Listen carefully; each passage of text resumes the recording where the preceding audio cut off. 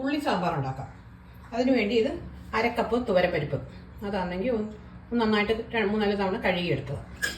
അതിലേക്ക് വെള്ളം, 1 കപ്പ് വെള്ളം ഒഴിച്ച് 1/4 ടീസ്പൂൺ മഞ്ഞൾപ്പൊടി, പിന്നെ ഒരു 6 അല്ലി വെളുത്തുള്ളി, പിന്നെ കായത്തിൻ്റെ കട്ടയ ഒരു ഇതുകൂട്ട് 3 എണ്ണം ഉണ്ട് കട്ട് ചെയ്തെടുത്തത്, അല്ലെ പൊടി ചേർത്താലും മതി. ഇതൊന്ന് 2 വിസിൽ വരുന്നവരെ ഒന്ന് കുക്ക് ചെയ്യാം. ഇനിയും ചെറിയ ഉള്ളിയൊക്കെ ഒന്ന് വഴട്ടാം. അതിനുവേണ്ടി ഒരു 2 ടേബിൾ സ്പൂൺ വെളിച്ചെണ്ണ, ഇതിലേക്ക് ഒരു 30 ചെറിയ ഉള്ളി, ഒന്ന് വലുതൊക്കെ ഒന്ന് ചെറുതായിട്ട് കട്ട് ചെയ്തത്, പിന്നെ 2 പച്ചമുളക്, കുറച്ച് പുളി, ഇത് പിഴുപുളിയാണ്. പിഴുപുളി കുറച്ച് വെള്ളത്തിലേക്ക് ഇട്ടൊന്ന് അത് നന്നായിട്ടൊന്ന് ഞെരടി പിഴിഞ്ഞ് വെക്കണം. ഇതിലേക്ക് ഒരു തക്കാളി,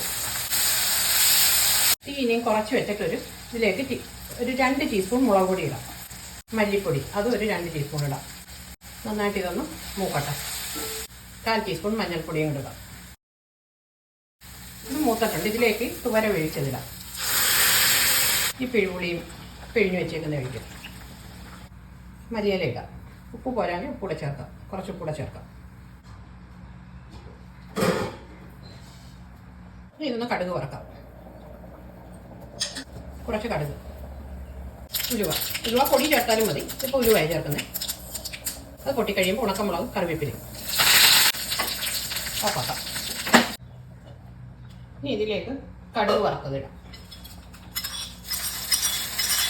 ഓഫാക്കാം. ഇനി ഒരു 10 മിനിറ്റ് കഴിഞ്ഞെടുക്കാം. ഇതിപ്പം 10 മിനിറ്റായി. ഇനി ഇതൊന്ന് എടുത്ത് നോക്കാം. കായത്തിൻ്റെ ഉലുവയുടെയൊക്കെ പൊടി ചേർത്താലും മതി.